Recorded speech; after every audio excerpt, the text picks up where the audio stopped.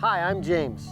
Welcome to another edition of Homegrown. On this week's edition, we're going to go visit the Assman family and look at some of their businesses, including their farm implement store down in South Central, South Dakota. I'm Mary Beth Assman. I'm Joe and Esther's daughter. I have had 6 older brothers. One just passed away in June, and we were in a family operation.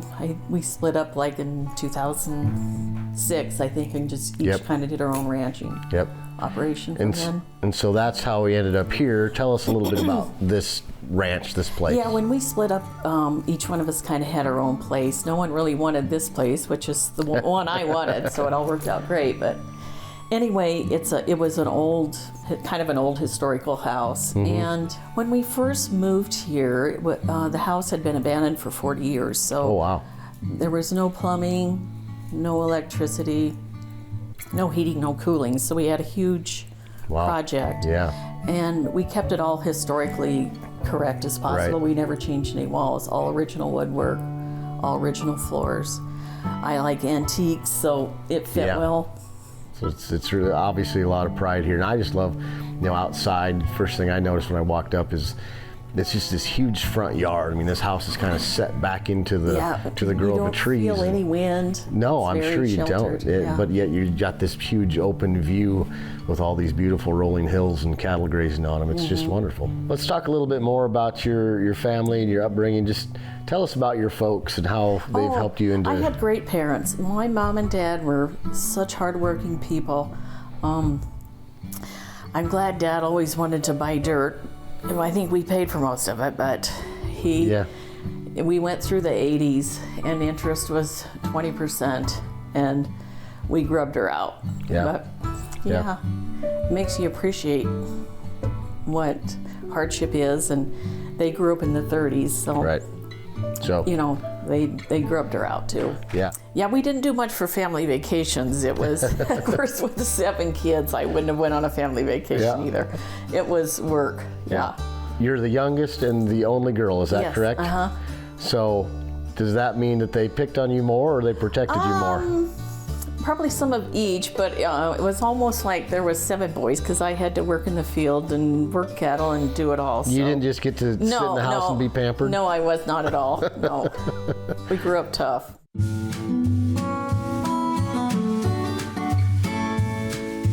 Greg, right? Greg Assman. Greg, okay. Yep. So Greg Assman, and you are the oldest, right? I'm the oldest son, You've been involved in the implement dealer? Or? Yeah. I went to Denver Automotive and Diesel. I mean, it was a Votech school. And then the Case Company, J.I. Case at that time, was looking for a dealer, a case dealer in this area. Dad wrote him a letter. They just out of an ad in the paper, and he wrote a letter to him, and by golly, they sent a guy out to talk to him. And shoot, first thing you know, they signed him up. We built a little 24 by 24 block building on the south side of there, and took the cattle corrals out that was around it, and put a cement floor in it. And it was about a year or so later, you'd go to dealer meetings, and so Dad had me go to one. We had to go down to, I think it was Sidney, Nebraska. Drove down there to an old air base that they had this, and they had like tractors that could drive, we could drive around and stuff. But anyway, and they were just going over different things, and they call it a dealer standards, and it showed you supposed to have, it was a whole list of all the requirements. And this fella that signed this dad up for being a dealer, I said, gee, his name is Warren Silius, and I said, gee, Warren, man, we've been in there for about a year, and I said, I don't think we got half this stuff that they're talking about here. Well, I know, he said, they're just kind of working towards that. And I said, well, how in the heck did we ever get to be signed up as a dealer? Well, I said, I tell you, they had a contest going, and any block man that got a new dealer signed up and got him approved, you'd win a new television set. And he said, oh, did my wife sure wanted that TV, he said. So that's how. So you got approved. We got approved. I mean, that's how we got started in 69. So it was a real family effort Oh, absolutely. to get this thing off the ground. Yeah, it was. I mean, everybody, and then of course, you know, Dad just had a lot of foresight. I mean, he, you know, in 1980, I mean, he was not that. Dad was born in 23, and in 1980, he already sold that business to us. So how did that work out?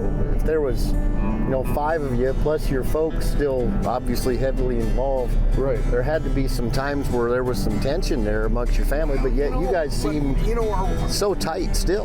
What Dad said, he said, you know, boys, I could find a reason every day to be mad about something, but I choose not to, and I look at the bigger picture. Right. You know, as kids getting started in the field, I mean, you'd back up and turn too short and Right. break a huge Screw joint or things something, up. and you know, I mean, yeah, he'd be upset, but it wasn't, you know, Wasn't crushing upset. no, absolutely not. He just wanted to help you Right. figure out how to do it, you know, better Yeah. the next time. But I just think it's kind of neat how you guys as a family have, you know, you're keeping this implement dealer going, you're raising some bison, doing some farming. But I mean, you guys are just absolutely refusing to let this rural community die. Oh, yeah, you know, and I think that's such a testament to the resolve of the people that live out here on the land.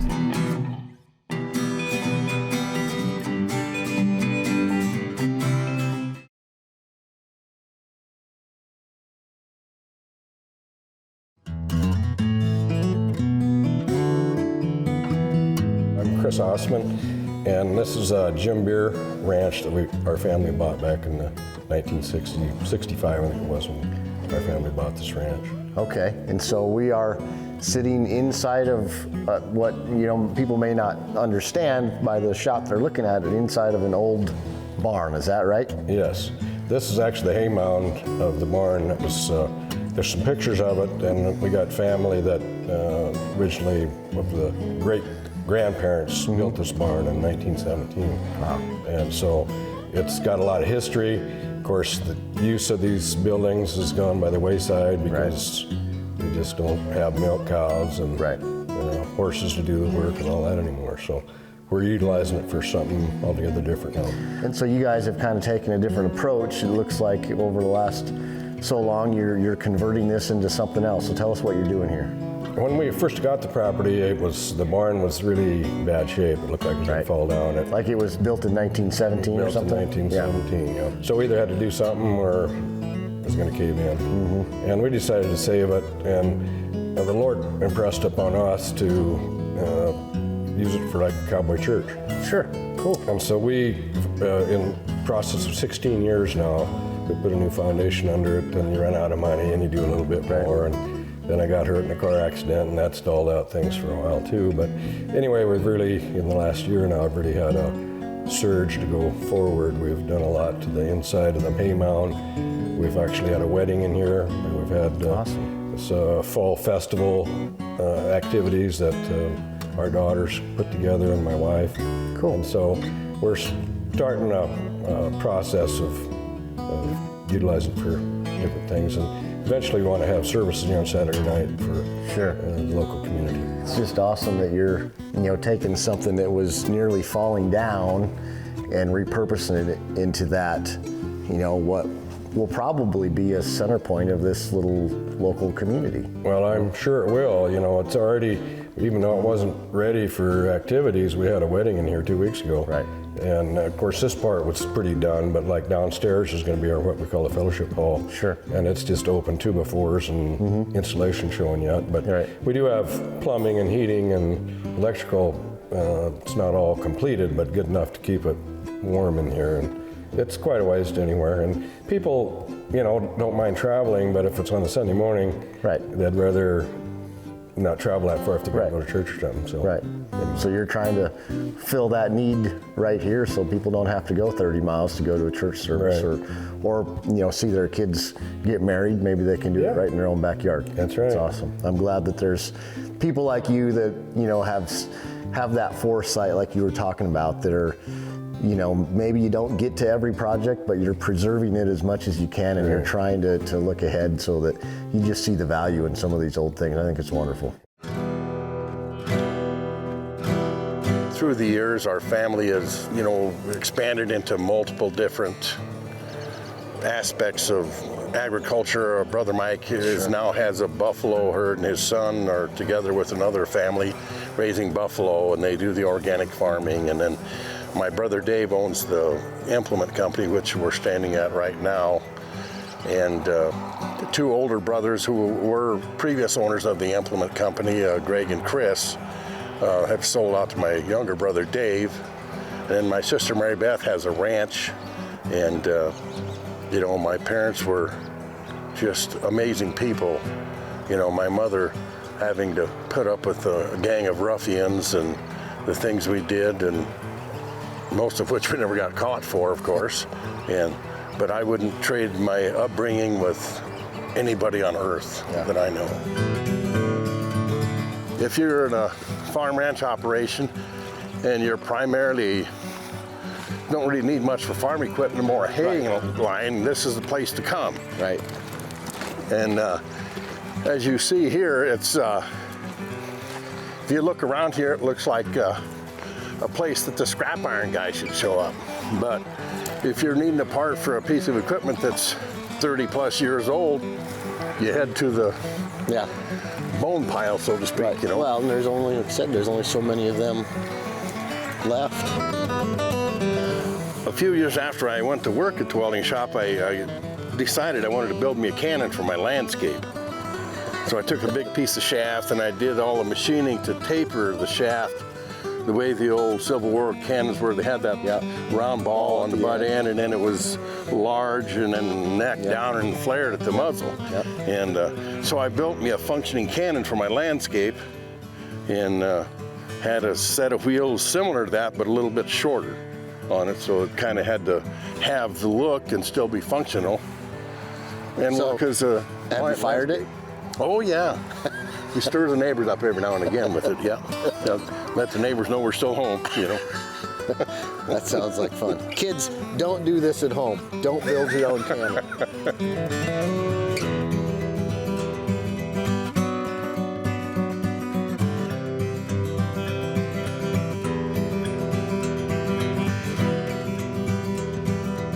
So I'm going to go out and we're going to find an old early 70s Chevy pickup out here that I'm going to try and buy today. I can tell already.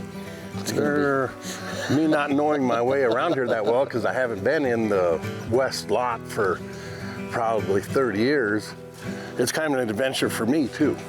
You run a welding shop in town? Yes, you said? Here about, well, the 1st of August 1985 was my first day at the welding shop that my father-in-law built in Winter, South Dakota. Okay. And he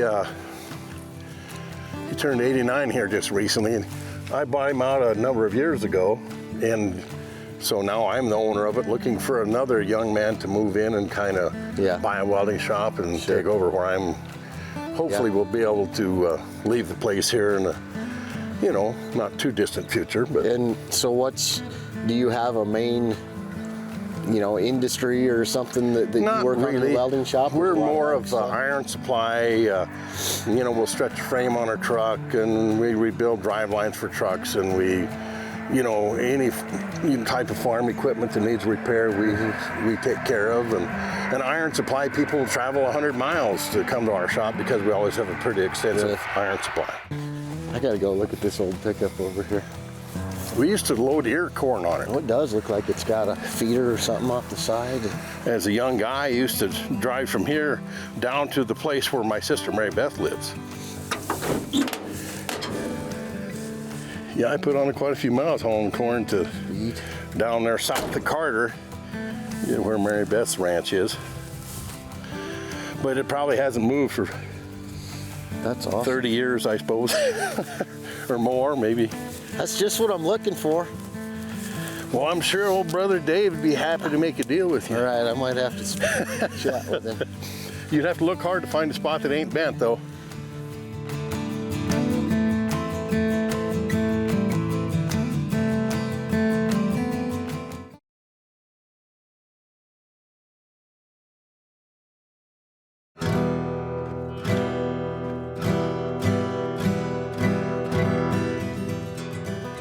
got quite a few treasures out there. We do. I was like a kid in a candy store looking at old pickups and old tractors and old wagon wheels, and Yeah. it's pretty neat. Yeah, driving by from the highway, if you'd think, wow, man, this guy's got a lot of junk, and we do. There's a lot of it that could be in the iron pile, but every time I think I need to call in the magnet trucks and load her up, somebody comes by and needs an old W-block Chevy motor or something. So we're at the Assman Implement, which is what you own and operate. That's kind of your... Yep, me and my wife and family, yes. We're a small dealership, mostly catered to ranchers. You know, we just kind of have ranch-sized tractors and hay and equipment. We don't do much for farming or combines. And we still have a farming and ranching operation. And my youngest son runs that mostly. We were Case IH from 69 to 2013, and then when they became Case New Holland, and we kind of had difference of opinions on how big or how many dealerships we should own. So we parted ways with them, and we're McCormick, Vermeer, McDonald. We sell Diamond T and travel-on trailers, and we like the short line companies. Short line is companies that, like Vermeer, they specialize in hay and machinery. They make balers, make cutters, make rakes. Pretty specialized just in the hay and world. Exactly. Okay. Yeah. So at this dealer here, I'm assuming that you guys also work on stuff and service things, or? Yeah, we work on just pretty much everything that we sell. And we prefer the stuff that's pre-computer, of course, because then it's just wrenches, oil, and and you don't have to figure out which sensor isn't talking to the other ones. And a mechanic can figure it out rather than consulting the computer. Right, yeah. Yep. It's most of my mechanics are younger than me, but they're not high. It's hard to find young folks that'll come and work on this kind of stuff. Yeah. So yeah, you know, schools used to teach a lot of the skills that we all had as kids, but I don't think they teach those skills anymore at school. And so many families are so busy just trying to earn enough money to survive that, you know, in a lot of single parent homes, you know, a lot of kids don't ever have the opportunity to learn the stuff that we did in our rural communities. Well, you probably had to drive a tractor at a young age. Oh yeah. Yeah, sometimes on the way home from church, you got out and went to the field with your church clothes on. No time to go home for lunch. We just got to get rolling, right? A lot of times you just hope Dad remember where he dumped you off when it got dark.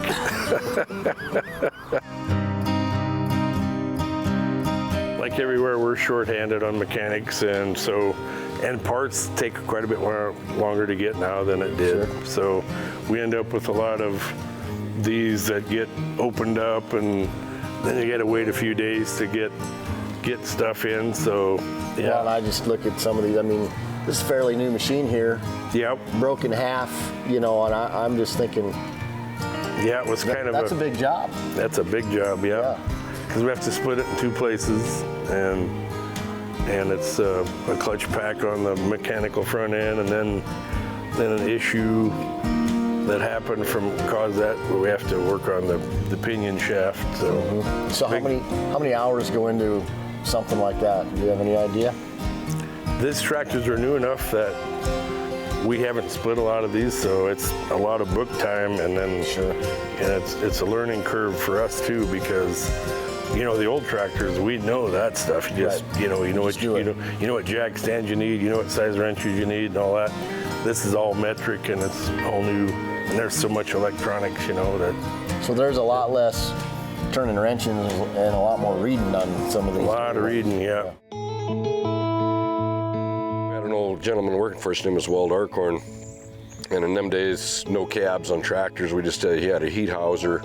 And we seen him coming up the hill over here with that tractor and that heat houser. And he had one eye, had a cataract in his eye from doing iron work. Mom had let my brother Gordon out to come and play with us, and we were out here in this corral just about where this building and that loading chute is right there. And he had come around this side, and there was a fence about right in through here.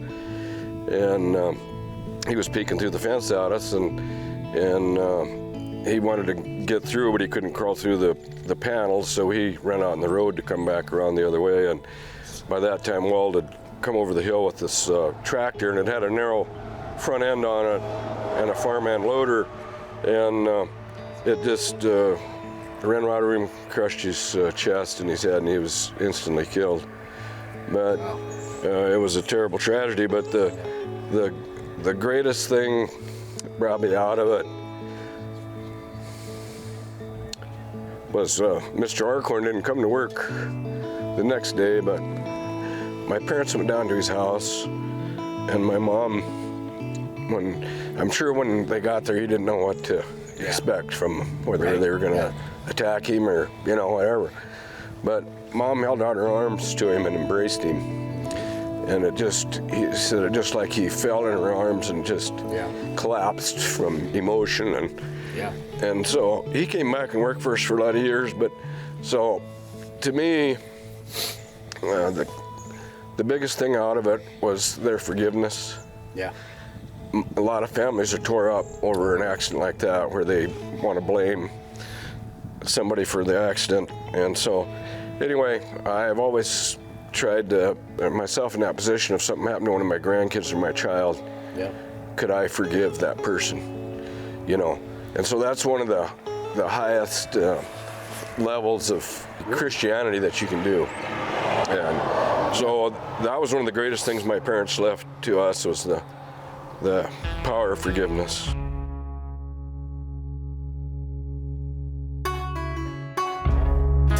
Tailor rides just as well as any man.